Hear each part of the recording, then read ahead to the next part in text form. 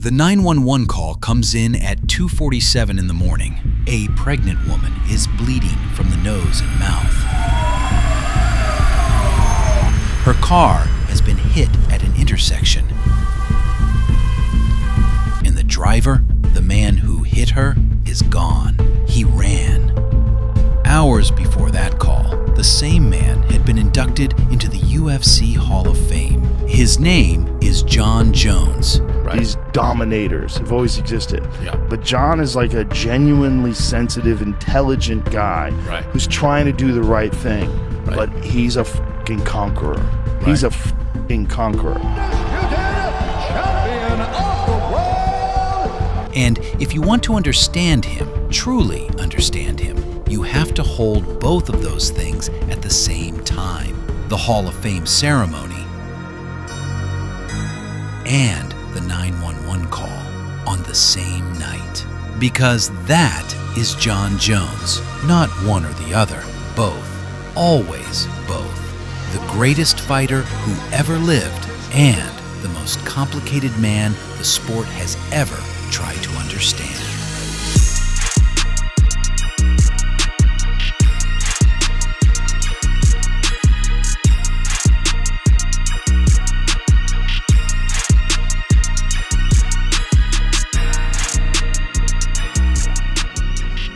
His father was a pastor. He has a tattoo on his chest that reads, "I can do all things through Christ who gives me strength." He cried backstage after his first career loss. He chased down a mugger on the day he fought for the title, and he also fled the scene of a car accident and tested positive for cocaine, and stood in that hotel hallway screaming at police officers on the night of his own Hall of Fame ceremony. Officers, I hate you. I hate you. When you're favored by God, you're also favored by the devil. He's coming for you too. This is the story of a man who had everything, lost it, won it back, lost it again, and kept fighting anyway. This is Jon Jones.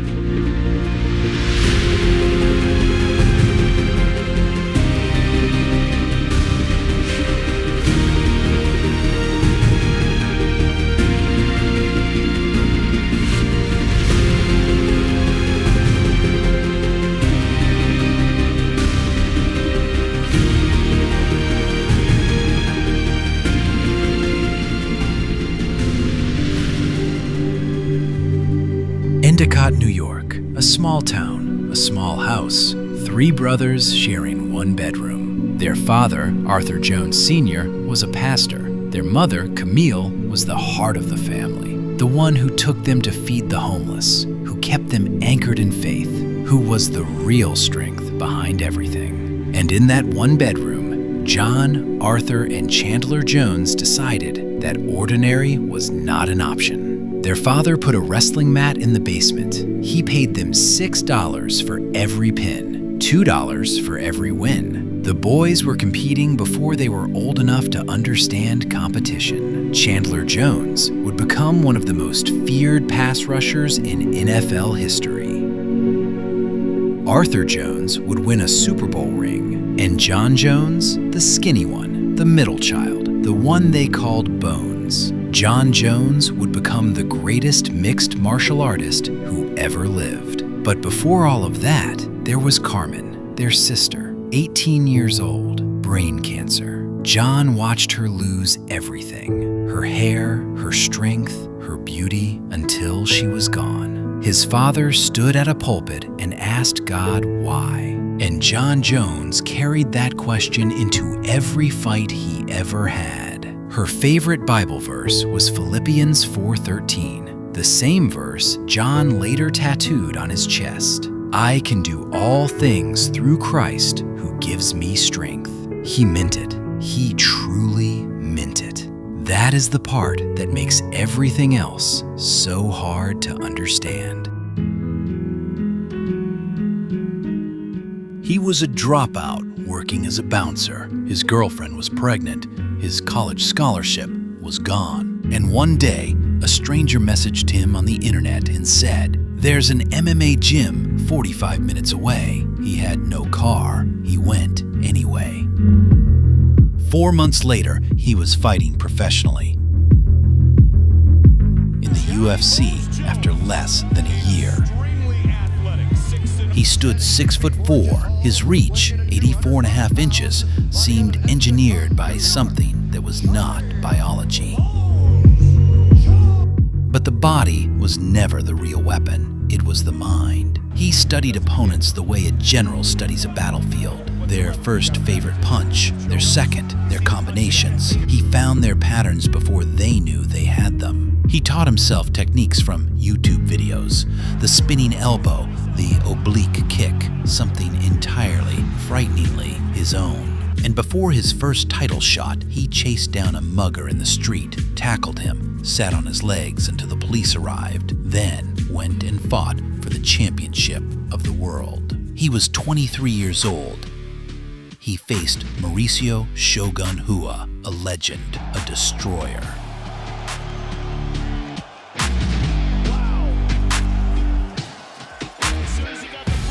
Jon Jones won in 3 rounds, and it wasn't even close. The youngest champion in UFC history. The sport went quiet, the way it goes quiet when something happens doesn't quite fit into any category you already have. UFC Light Heavyweight Champion of the World, Jon Jones! What followed was not a championship reign. It was a systematic destruction of an entire era. Lyoto Machida, put to sleep, dropped to the floor, walked away from. Rashad Evans, his own teammate, his friend, beaten for 5 rounds so methodically it felt almost personal because it was.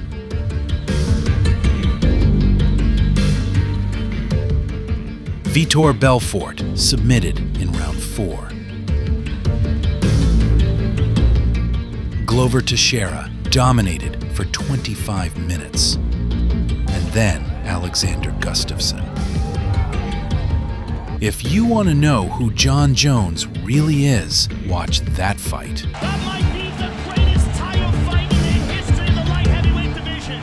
Gustafsson was long, fast, technical, and completely unafraid. He hit Jones. He cut Jones. He pushed him somewhere no opponent had pushed him before. For 3 rounds, the greatest fighter alive was losing.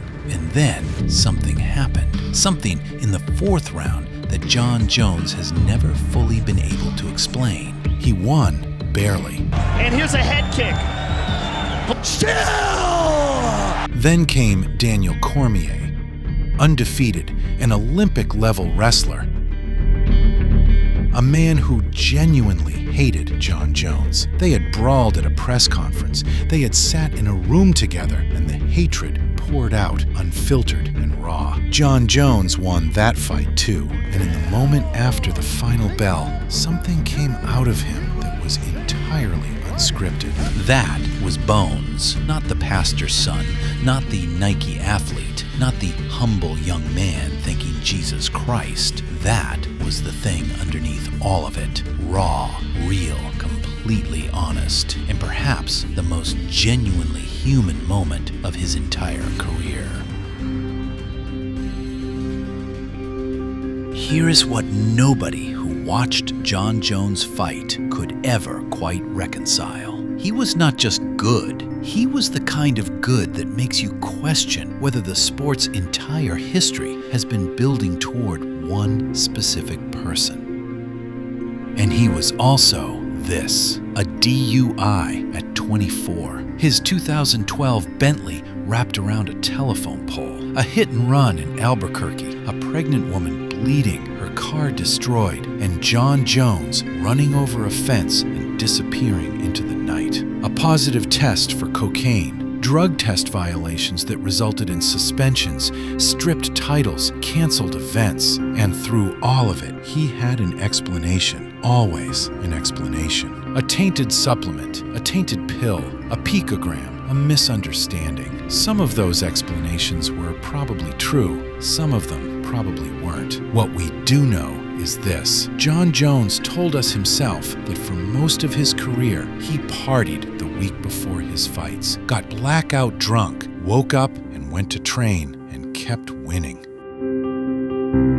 That is not the psychology of a villain. That is the psychology of someone who is terrified. Terrified of what it means if he prepares perfectly and still loses. Terrified of the version of himself that exists when the excuses are gone. He once said he thinks he is a bad guy trying to be good, and you believe him because the trying is real. You can see it. His mother, Camille, passed away while he was still suspended. Diabetes. She was 55 years old. The woman who had taken her boys to soup kitchens, who had prayed for him, who had told reporters after his cocaine positive that she considered it a blessing from God. She never saw him win the heavyweight title.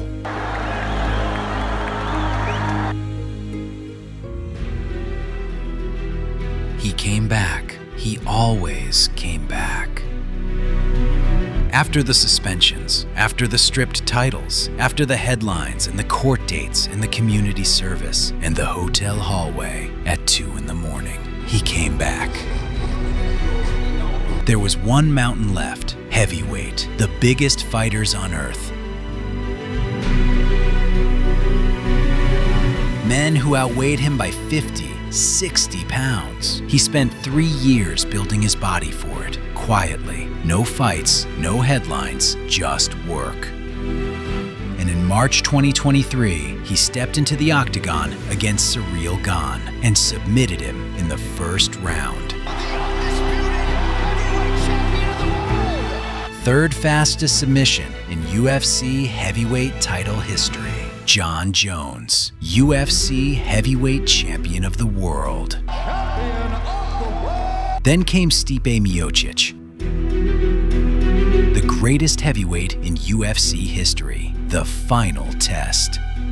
Jon Jones knocked him out in the first round with the first spinning back kick knockout in heavyweight title history. At 36 years old, after everything, after all of it, and standing in that octagon, belt around his waist, the crowd on its feet, he said something that stopped you cold. There is a version of the Jon Jones story where everything is simple. The greatest fighter who ever lived. Case closed. And there's another version where everything is complicated. The talent, the titles, the controversy, the failed tests, the apologies that came too many times to fully believe. But here is what strikes you when you sit with this story long enough. Jon Jones never pretended to be someone he wasn't. Not really. He tried. God knows he tried. The Christian athlete, the humble champion. He put that image on and wore it because he wanted it to be true. But the realest he ever was in that hotel hallway at 2 a.m. on his Hall of Fame night in handcuffs, screaming into the dark. A man who won everything and still couldn't find peace. His father said, when you're favored by God, you're also favored by the devil. He's coming for you too. Jon Jones was chased by both his whole career, and he outran them both in the cage where it mattered, where he was always, completely, undeniably the greatest. Jonathan Dwight Jones, the pastor's son, the sinner, the champion, a piece of something holy, a piece of the devil, and perhaps the most human story this sport has ever told.